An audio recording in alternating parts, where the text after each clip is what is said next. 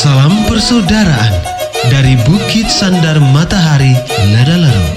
Kami menyapamu semua dalam senandung ucap salam dalam Sang Sabda. Bacaan Injil dan Renungan hari ini, edisi 11 Februari 2025, hari biasa pekan kelima. Disusun dan dibawakan oleh Frater Happy Putra SVD. Selamat mendengarkan.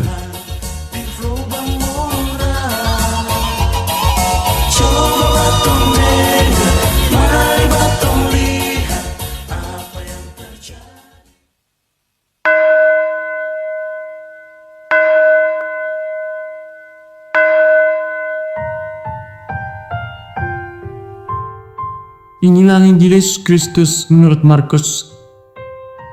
Pada suatu hari, serombongan orang Farisi dan beberapa ahli Taurat dari Yerusalem datang menemui Yesus. Mereka melihat beberapa murid Yesus makan dengan tangan najis, yaitu dengan tangan yang tidak dibasuh.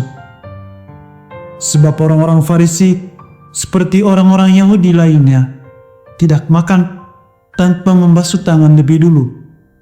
Sebab mereka berpegang pada adat istiadat nenek moyang.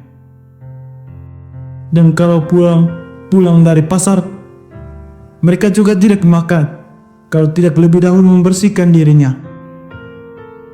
Banyak warisan lain lagi yang mereka pegang, umpamanya hal mencuci cawan, kendi dan perkakas tembaga. Karena itu, orang-orang Farisi dan ahli-ahli Taurat itu bertanya kepada Yesus, "Mengapa murid-muridmu tidak mematuhi adat istiadat nenek moyang kita? Mengapa mereka makan dengan tangan najis?" Jawab Yesus kepada mereka, "Benarlah nubuat Yesaya tentang kamu, hai orang-orang munafik. Sebab ada tertulis, bangsa ini memuliakan aku dengan bibirnya, padahal hatinya jauh daripadaku. Percuma mereka beribadat kepadaku, sebab ajaran yang mereka ajarkan ialah perintah manusia. Perintah kamu abaikan untuk berpegang pada adat istiadat manusia." Yesus berkata kepada mereka, "Sungguh pandai kamu mengesampingkan perintah Allah, supaya kamu dapat memelihara adat istiadatmu sendiri.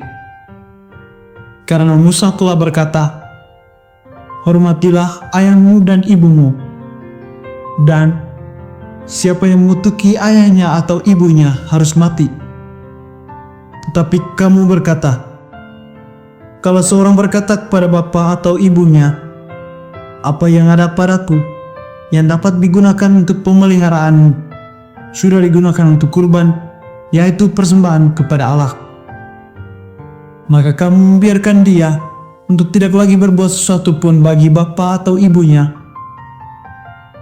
Dengan demikian, sabda Allah kami nyatakan tidak berlaku demi adat istiadat yang kamu ikuti itu.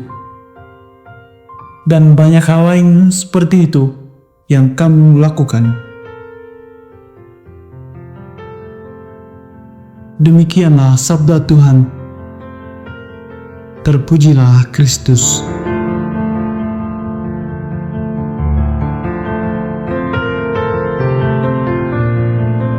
Saudara dan saudari yang satu dan sama dalam Sang Sabda, setiap kelompok masyarakat dalam suatu wilayah tertentu memiliki tradisi dan kebudayaan masing-masing. Setiap tradisi dan kebudayaan pada dasarnya dilihat sebagai penanda identitas yang membedakannya dari kelompok budaya lain. Sebagaimana dikisahkan dalam bacaan Injil yang barusan kita dengarkan, bangsa Yahudi juga memiliki tradisi dan kebudayaan sendiri. Dalam kebudayaan Yahudi, sebuah tradisi adalah suatu keharusan yang mesti dibuat dan dijalankan secara ketat. Pelaksanaan tradisi yang ketat ini membuat orang-orang Farisi dan ahli-ahli Taurat menggugat para murid Yesus yang tidak menjalankan tradisi dan kebiasaan bangsa Yahudi, yaitu di mana para murid tidak mencuci tangan sebelum makan. Para pemimpin agama melayankan tuduhan mereka kepada murid. Menurut mereka, murid-murid Yesus telah melanggar tradisi leluhur dan karena itu mereka dianggap najis karena tidak mengikuti aturan penyucian diri yang ketat. Bagi Yesus, tindakan para pemimpin agama ini memperlihatkan bahwa mereka hanya memperhatikan hal-hal lahiriah dari sebuah tradisi. Artinya, mereka hanya fokus pada bagaimana tradisi itu dijalankan tanpa masuk ke makna yang mendalam dari tradisi tersebut. Yesus mengkritik mereka karena lebih mementingkan tradisi manusia daripada perintah Allah. Justru yang terpenting bagi Yesus ialah motivasi dan niat hati yang mendasari suatu tindakan itu dilakukan. Ini dikatakannya terutama karena pada masa itu seringkali tradisi-tradisi ini menjadi beban yang berat bagi umat, terutama karena mereka harus mengikuti aturan-aturan yang rumit dan seringkali tidak praktis. Lalu di masa ini, saya kira hal yang sama juga terjadi pada zaman kita. Banyak dari antara kita sekalian yang perlahan-lahan terjerumus ke dalam bahaya formalitas keagamaan. Baik tindakan atau perayaan liturgi yang kita ikuti dilakukan hanya secara mekanis dan terjadi begitu saja karena anggapan kita bahwa memang demikian biasanya atau karena aturannya memang sudah demikian. Kita lupa menyertakan pengalaman yang mendalam atau motivasi spiritual yang kuat yang semestinya menjadi landasan dan alasan mengapa kita melakukan tindakan tersebut. Doa-doa dan perayaan liturgis keagamaan yang sering kita ikuti dirayakan hanya karena tuntutan sosial dan karena kewajiban semata. Kita menjadi lupa akan esensi dari setiap doa dan perayaan liturgis yang kita jalankan. Padahal, ibadat dan doa-doa kita yang melibatkan seluruh diri, batin dan perhatian kita semestinya menjadi momen yang berahmat untuk semakin mendekatkan diri kepada Allah. Dan karena itu, ibadat bukanlah sebuah formalitas belaka.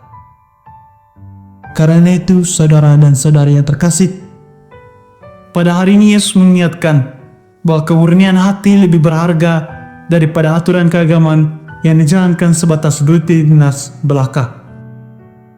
Yesus mengingatkan kita bahwa aturan-aturan atau tradisi yang ketat tidak boleh menggantikan dan membuat kita mengabaikan perintah Allah. Sebab ibadah sejati menurut Yesus berasal dari hati yang tulus, bukan dari tindakan lahiriah semata yang dijalankan untuk mendapatkan pujian dari orang lain. Dengan landasan pada hati yang tulus, setiap tindakan kita mesti menjadi cerminan nilai-nilai iman yang kemudian kita wujudkan dalam kehidupan kita sehari-hari. Semoga. Hei bersaudara, umat Tuhan di gelombang murah. Sahabat-sahabat pencinta Sang Sabda, kita baru saja mendengar bacaan Injil dan renungan edisi hari ini. Sampai jumpa kembali pada edisi berikut. Terima kasih kepada Divisi Kerohanian Website Seminari Tinggi Santo Paulus Ledalero. Semoga Sang Sabda menjiwai seluruh pengalaman hidup kita hari ini. Tuhan memberkati kita sekalian. Amin. Dalam satu hati